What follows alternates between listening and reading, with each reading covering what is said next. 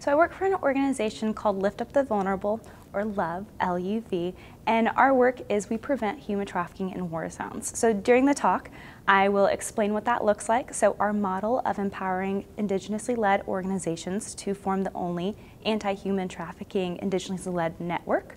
And so we do that all throughout Sudan and South Sudan with a safe house in Kenya. So the talk talks a little bit about why human trafficking rapidly grows during war zones, which is because of fragile justice systems, and how we prevent that, which is identifying vulnerabilities and standing in the gap between that vulnerability and exploitation.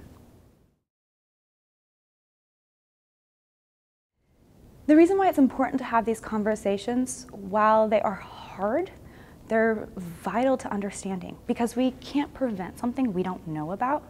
And so as we gain information and look at what human trafficking looks like all over the world, but also in our own communities, we're actually able to take action.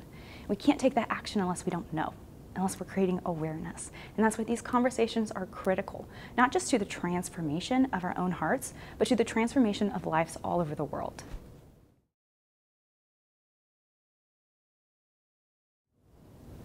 I think as a college student, it's often really easy to get overwhelmed by just the amount of information coming your way.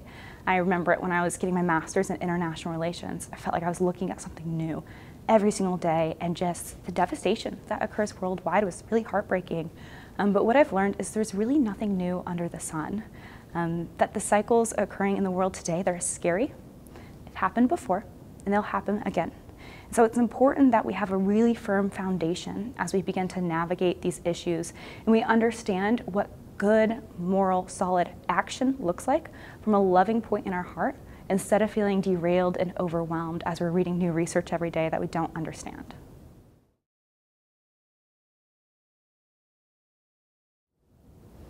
I think a challenge that Christians have faced for a long time and continue to face is fear. I think it's very clear that the Bible has called us into this, that God has invited us into his beautiful plan of defending the oppressed and the vulnerable, the orphans and the widows. And so the question is, then why don't we do anything about it? And I think it's fear. I think we often don't know how to help. We don't know what it means to help in a way that really empowers people.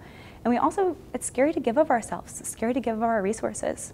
And so I think as we really look at it from a biblical perspective, we're given very clear instructions on how to help and what that action looks like.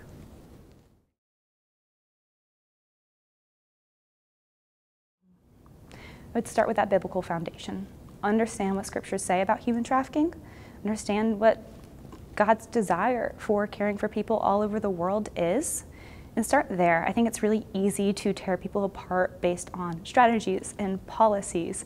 And while those are good and important things to discuss, they aren't the root issue. So start with the underlining of we are all image bearers. We're all created in Christ. So let's defend our brothers and sisters. And that's that first step that will really help us enter into those conversations in a really Christ-like and just actually fulfilling and meaningful manner.